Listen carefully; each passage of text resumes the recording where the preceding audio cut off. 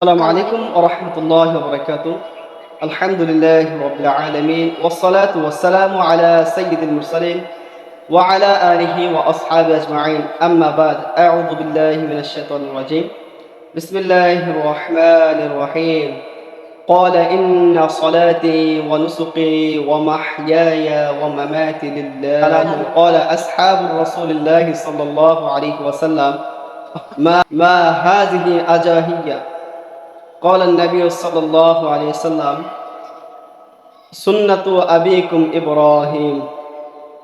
আলহামদুলিল্লাহ, সমস্ত প্রশংসা আল্লাহ তাআলার জন্য, যে আল্লাহ তাআলা আমাদেরকে এরকম ভাবে আমাদের সুস্থ দান করেছেন। শুকরিয়া জ্ঞাপন করি আলহামদুলিল্লাহ।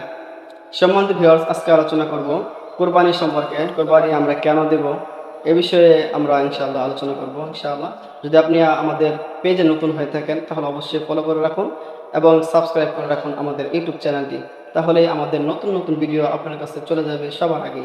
তো আল্লাহ তাআলা আমরা যারা এরকমভাবে কুরবানি দিব, আমাদের প্রথমে তো আমাদের নিয়তকে অবশ্যই সহি রাখতে হবে।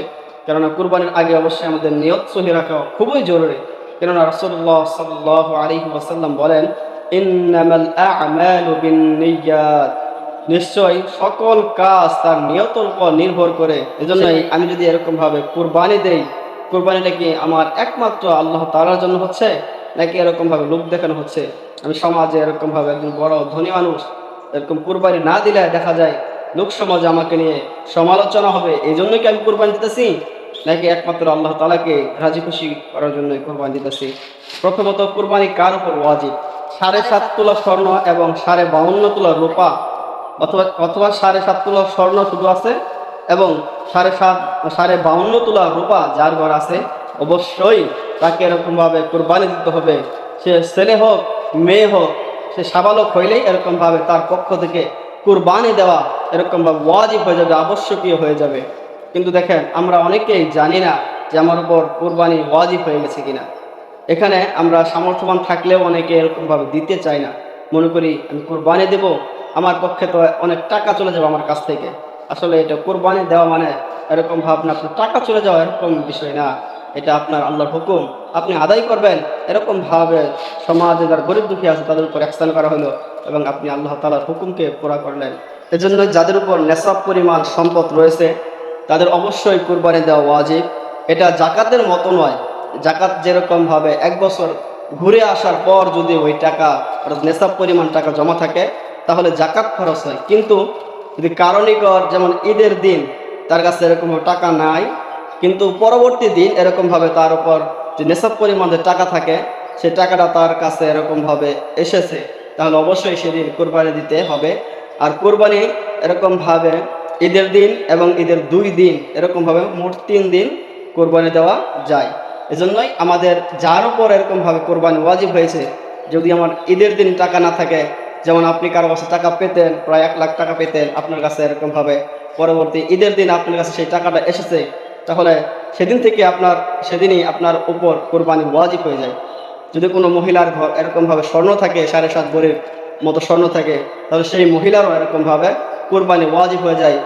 এরকম ভাবে কোনো সাবালক এরকম ভাবে ছেলের কাছে যদি এরকম ভাবে সম্পদ থাকে, স্বর্ণ থাকে, অথবা ব্যবসায়িক যে সম্পদ আছে, অর্থাৎ বাড়িতে যে খানাপিনার যে খরচটা সেটা বাদ দিয়ে যদি সে সমমান অর্থাৎ নেশাব পরিমাণ সম্পদ এরকম থাকে, তাহলে অবশ্যই তাকে ওয়াজিব এরকম ভাবে কোরবানি দিতে হবে।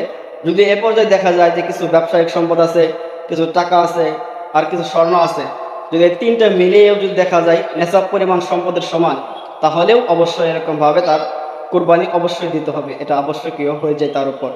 তদ্রূপ যেমন কিছু রূপা আছে, আবার কিছু ব্যবসায়িক সম্পদ আছে, দেখা গেল আবার কিছু টাকা আছে, যদি এরকম ভাবে 3টা মিলেও যদি আবার দেখা যায় যে তার নেশাব পরিমাণ অর্থাৎ 7.5 ভরি স্বর্ণ অথবা 52 তোলা রূপার দাম পর্যায়ে পৌঁছে, তাহলে অবশ্যই তাকে কোরবানি দিতে হবে।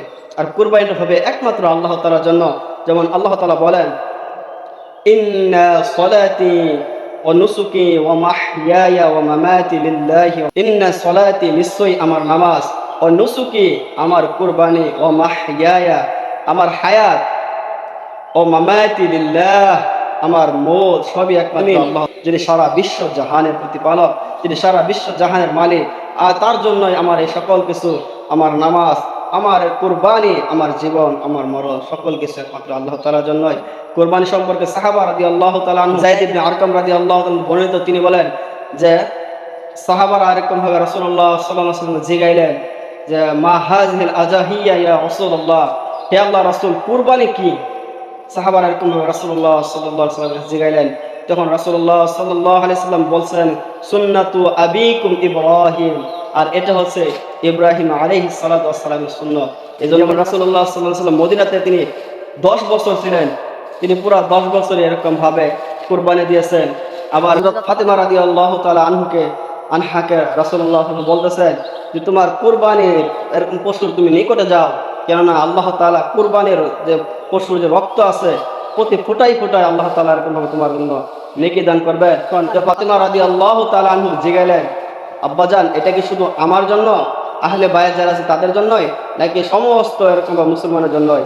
তখন রাসূলুল্লাহ সাল্লাল্লাহু আলাইহি ওয়াসাল্লাম বললেন, হে ফাতেমা, এটা অবশ্যই সমস্ত মুসলমানের জন্যই আল্লাহ তাআলা প্রতি রক্তের ফোঁটায় ফোঁটায় তাদের সওয়াব দান করবেন।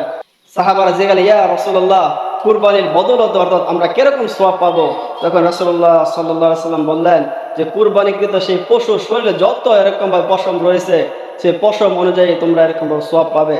তখন সাহাবারা জিজ্ঞাসা, ইয়া রাসূলুল্লাহ যেগুলা এরকম ভাবে পশুর শরীরে বেশি পশম রয়েছে তাদেরকে যদি আমরা কোরবানি করি তাহলে কি সেই সম পরিমাণ আমরা সওয়াব পাবো?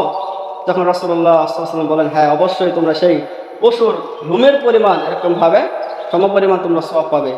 এজন্যই আমরা কোরবানি দেওয়ার আগে অবশ্যই আমরা নিয়তকে সহি করব, যেন একমাত্র কোরবানিটাই আমার রবের জন্য হয়। আল্লাহ তাআলা আমাদের সকলকে সেই কোরবানি সম্পর্কে জানার তৌফিক দান করে, কোরবানি করার তৌফিক দান করুন। আসসালামু আলাইকুম ওয়া রাহমাতুল্লাহি।